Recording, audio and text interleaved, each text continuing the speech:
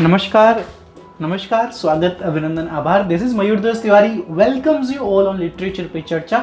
And बड़ा interesting बात, history की बात की जैकोबियन एज के फर्स्ट वीडियो के अंदर। Now we will be covering some important incidents and उसके बाद लिटरेचर की बात तो हमारी करनी ही करनी है। So let's begin. सबसे पहले हम बात करते हैं time period 1603 to 1625। This will be the period of Jacobean age. And अब हम बात करेंगे कुछ इंपॉर्टेंट इंसिडेंट्स की जिन्होंने इस एज को शेप किया, या हम कह सकते हैं कि इस एज के अंदर कुछ इंपॉर्टेंट चीजें निकल के आई। सबसे पहले इंसिडेंट्स की बात करते हैं, some important incidents. Now let's discuss this. बड़ा ही इंपॉर्टेंट एक बात, बड़ी ही इंपॉर्टेंट चीजें जो है इसके अंदर हम डिस्कस करेंगे। सबसे जो पहला किंग जेम्स ने अपनी जिंदगी में जो सबसे इंपॉर्टेंट काम किया वो ये किया, the authorised translation of Bible.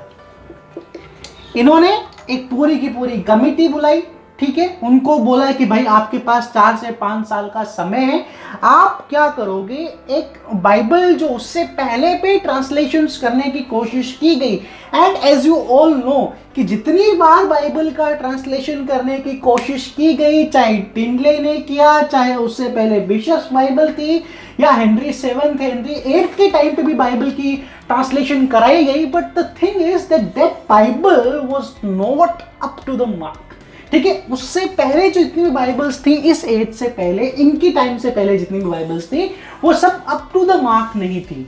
ठीक है, वो यहाँ ठीक है, हिब्रू से कुछ कहानियां थी, कुछ पुराने स्क्रिप्चर्स से कहानियां थी, बट एक अप टू द मार्क, जैसे हमारे गीता है, गीता के अंदर आपको शुरू से ही वो चीज, भगवान के जो वर्सेस हैं वो कंप्लीट एक अच्छे तरीके से बताए हुए हैं, बट यहाँ पे वो चीज बिल्कुल भी नहीं थी। तो पहला जो इंसिडेंट इन्होंने अच्छा तरीके से इनके राज्य में हुआ वो क्या था, बाइबल आई और बाइबल का ट्रांसलेशन कंप्लीट हुआ 1611 के अंदर। ये जो पहली इंपॉर्टेंट चीज है ये आपको याद रखनी है। सेकंड सबसे इंपॉर्टेंट चीज क्या, second, England became the business hub. ये भी आपको एक इंपॉर्टेंट चीज है, याद रखना है।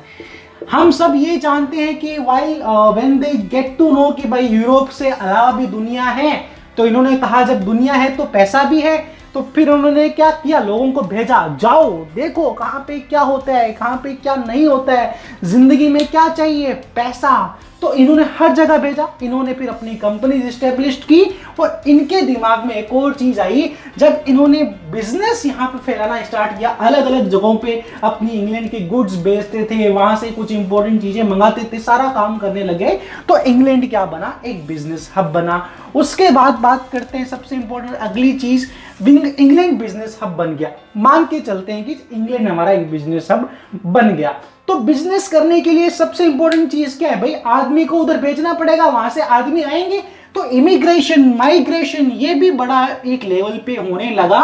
और उसकी वजह से क्या होता है वो आपको बताता हूं मैं, ठीक है। उसकी वजह से क्या होता है कि इंग्लैंड का जो अर्बन कल्चर है, ठीक है, आज हम देखें जहां पर भी एक, चाहे आप स्टेट राजस्थान ले लो, राजस्थान के अंदर, जयपुर के अंदर क्या है, जो आसपास के लोग हैं they are going into that city. London में भी लोग आने लगे, ठीक है। और जहां पे अगर आप जयपुर, राजस्थान ने अपने लोगों को खोला कि भाई आप जाओ बिजनेस करो, तो उन्होंने जयपुर के लोग जाके सूरत में बिजनेस कर रहे हैं, हैदराबाद में बिजनेस कर रहे हैं, अलग अलग जगहों पे बिजनेस कर रहे हैं।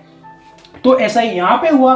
फिर जब इन्होंने इमिग्रेशन और माइग्रेशन वहां पे होता है, उसके बाद जो सबसे इंपॉर्टेंट चीज निकल के आती है कि वहां पे जो कॉलोनीज हैं वो स्टैब्लिश होने स्टार्ट होती हैं, और उसमें 2 सबसे इंपॉर्टेंट कॉलोनीज निकल के आती हैं, which is America and Virginia. ठीक है, ये ध्यान रखना है। और ये दोनों की दोनों जो कॉलोनीज हैं, ये कहीं ना कहीं एक बड़े लेवल पे शेप फॉर्म करती हैं इंग्लैंड के आने वाली चीजों के लिए।